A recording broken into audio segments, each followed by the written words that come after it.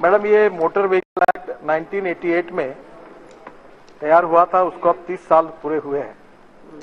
इसका औचित्य भी कम हुआ है। विशेष रूप से आरटीओ से जुड़े मामले नागरिकों के लिए काफी असुविधा और सेवा में देरी और गुणवत्ता की भी कमी है। और सबसे महत्वपूर्ण बात मैडम यह है कि हमारे देश में हर साल 5 लाख एक्सीडेंट होते हैं और 1.5 लाख लोगों की मौत होती है। और दुनिया में सबसे ज्यादा एक्सीडेंट्स और मौतें हमारे देश में होती है।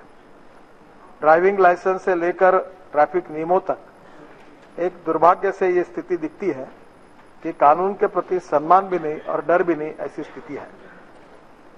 मैडम महोदय, हमने इसके ऊपर काफी अध्ययन करके वर्ल्ड में जो विशेष रूप से अमेरिका है, यूके है, कनाडा है, काफी देशों का वर्ल्ड बैंक के सहयोग से अध्ययन करके हमने इसके ऊपर एक पैरेलल एक्ट तैयार किया था। पर इसके बारे में राज्य सब्जेक्ट जो है ये कॉन्करेंट लिस्ट में होने के कारण राज्य सरकार को भी काफी कुछ कहना था और राज्य सरकार को भी विश्वास में लेकर आगे जाना था। और इसलिए हमने राजस्थान के ट्रांसपोर्ट मिनिस्टर यूनुस खान, इनके अध्यक्षता में एक जीओएम का गठन किया। इसमें 18 राज्य के ट्रांसपोर्ट मंत्री थे और 10 राजनीतिक पार्टियों से उनका संबंध था। और इन्होंने कम से कम 6-7 मीटिंगें की और पूरे राज्य सरकार ने, मंत्रियों ने इसका अध्ययन करके इन्होंने मुझे अपना बिल जो उनका रिकमेंडेशन के साथ दिया।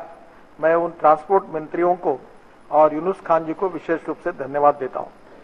बाद में ये संशोधन बिल अगस्त 2016 में लोकसभा में प्रस्तुत हुआ और उस समय ये निर्णय हुआ कि ये स्टैंडिंग समिति के पास जाएगा और फरवरी 17 में ये बिल अपने प्रावधानों के साथ स्टैंडिंग कमेटी के साथ सामने गया।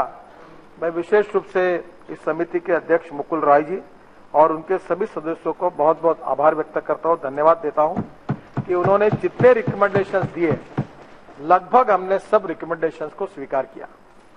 समिति के ज्यादातर क्लॉजेस जो थे मोटे तौर पर सहमति उन्होंने व्यक्त की और बहुमूल्य सुझाव दिए हैं और तब हमने 16 खंडों में संशोधन लाए।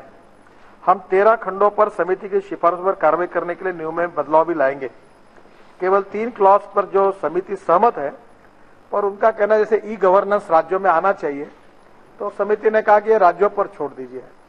पर स्पीकर महोदय, अगर राज्यों पर छोड़ देंगे तो ड्राइविंग लाइसेंस से लेकर संपूर्ण सिस्टम को जब तक कॉम्प्यूटराइज नहीं करेंगे, ट्रांसपेरेंट नहीं करेंगे, तब तक ये मैंडेटरी करना होगा। अदरवाइज उसके सिवा लोगों को सुविधा नहीं मिल पाएगी। और इसलिए हमने कहा कि राज्यों पर छोड़ने के बजाय हम लगे तो मदद करेंगे, पर ये हमने उसके ऊपर उनकी बात को स्वीकार भी किया है और ये इसको करने के बारे में निर्णय भी किया है। इसमें से गाड़ियों के बारे में उन्होंने एक सुझाव दिया था कि हर गाड़ी को ट्रक में रखकर नई गाड़ी को आरटीओ ऑफिस में ले जाना पड़ता था, फिर उसका रजिस्ट्रेशन होता था और गाड़ी के पीछे भी फिर कोरिलेशन करने के पहले आसानी से नहीं होता था।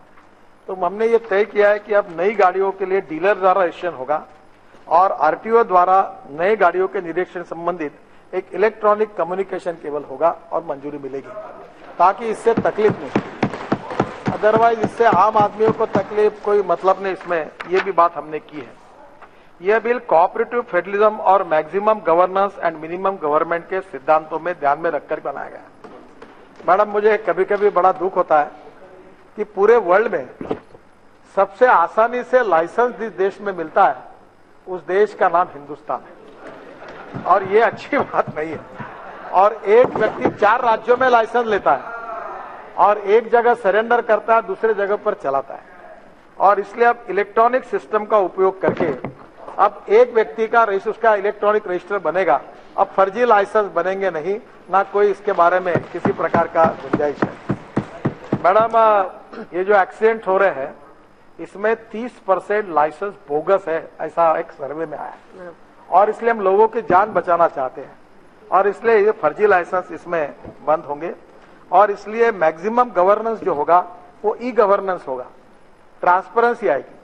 यानी मैडम महोदय, मैं सबसे अच्छी बात बता रहा हूं कि जैसे आपको लर्निंग लाइसेंस तो घर में बैठकर कंप्यूटर पे अप्लाई करके मिल जाएगा, आपको आरटीओ ऑफिस आने की जरूरत नहीं। पर जब आपको उसकी फाइनल जब लाइसेंस मिलेगा तो नेता हो, अभिनेता हो, पत्रकार हो, मंत्री हो, अब उसको जाना ही पड़ेगा और कंप्यूटर वो पूरी तरह से परीक्षा लेगा और कंप्यूटर का ग्रीन सिग्नल उसको पास करेगा, तब उसको वो जानकारी ऑफिस में जाएगी, आरटीओ ऑफिस में। 3 दिन के अंदर अगर उसको ड्राइविंग लाइसेंस नहीं दिया तो आरटीओ पर कार्रवाई होगी कि क्यों नहीं दिया।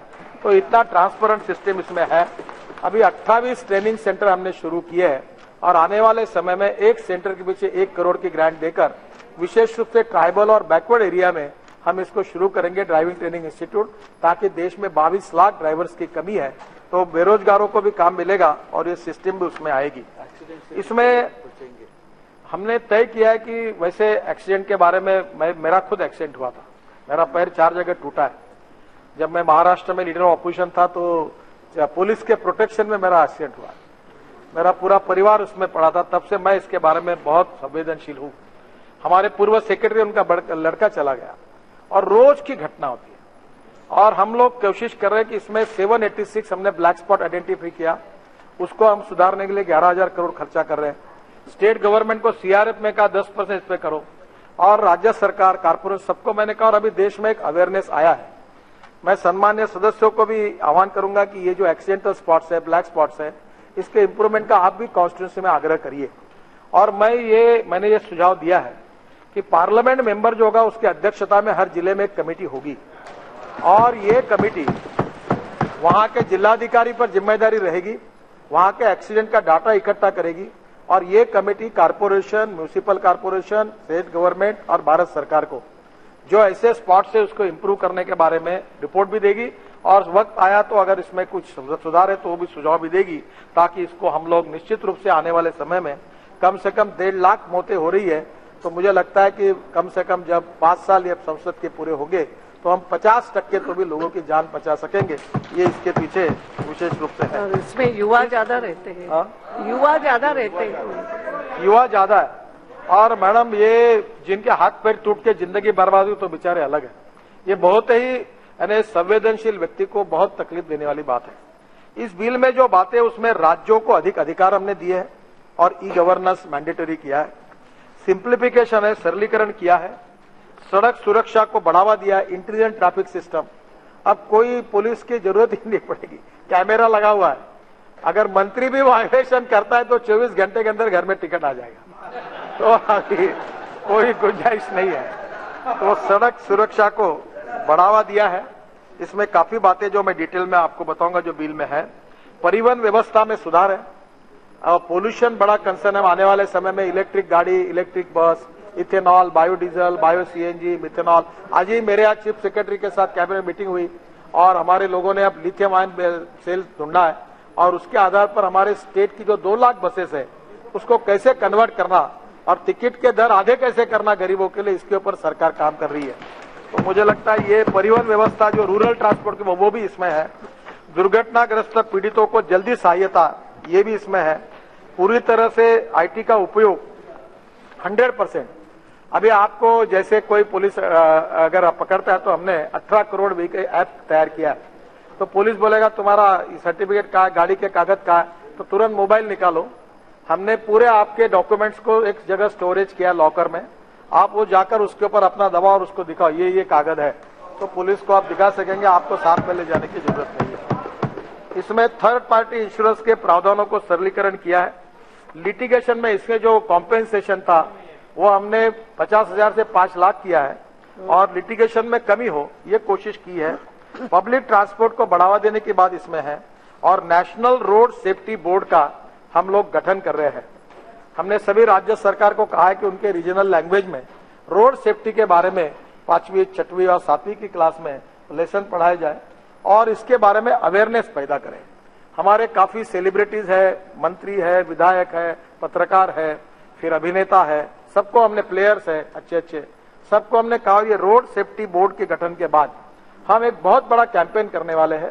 ऑटोमोबाइल कंपनी को हमने कहा वो भी कुछ कर रहे हैं ताकि हमारे एमपी के नेतृत्व में उनके जिले में उनकी काम में मैं उनसे अनुरोध करूंगा कि आप आपके यहाँ इसके लिए अवेयरनेस में काम करें और हर एमपी ये संकल्प करे कि मेरे जिले में एक भी एक्सीडेंट नहीं होगा, ऐसा जिला मैं अपना करूंगा।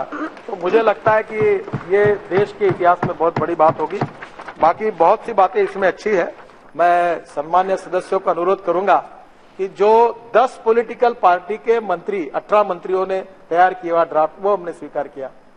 फिर हमारी जो स्टैंडिंग कमेटी थी उसके बारे में उस स्टैंडिंग कमेटी में सभी पार्टी के मेंबर्स ने जो कुछ बातें की वो 100% हमने मान्य की और उसके आधार पर अब ये बिल आया है।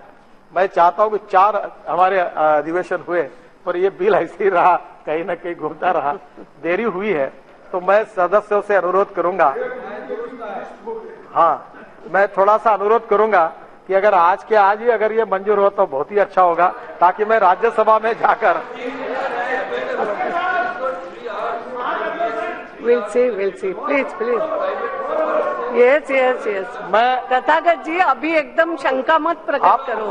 मैं तैयार हूँ, आप जितना समय करेंगे चर्चा कर। अभी कोई निर्णय नहीं ले रहे, आप चिंता मत करो, बैठिए। मैं आखिर आप जो निर्णय करेंगे उसको मान्य करूंगा। केवल मेरी छोटी सी रिक्वेस्ट है कि इसको इम्प्लीमेंट करने से हम हजारों लोगों की जान बचा सकेंगे। आज हम लोग हतबल है, तो ये जल्द से जल्द अगर इम्प्लीमेंट होगा, इस पर कार्रवाई होगी तो शायद भविष्य में कुछ लोगों की जान हम बचा पाएंगे। इसी भावना से मैंने कहा, फिर भी आप जितनी चर्चा करेंगे उतना आप करिए, जितने सुझाव देना है उतना दीजिए और आपकी हर सूचना पर जो भी इसके लिए उचित है उसको हम स्वीकार करके उस पर काम करेंगे। आप इस बिल को चर्चा भी करिए, सुझाव भी दीजिए और इसको यूनानिमिटी से एक मत से आप इसको मंजूर करिए, ऐसा आह्वान करते हुए मैं इस बिल की चर्चा के प्रारंभ करने के अनुरोध करता हूँ।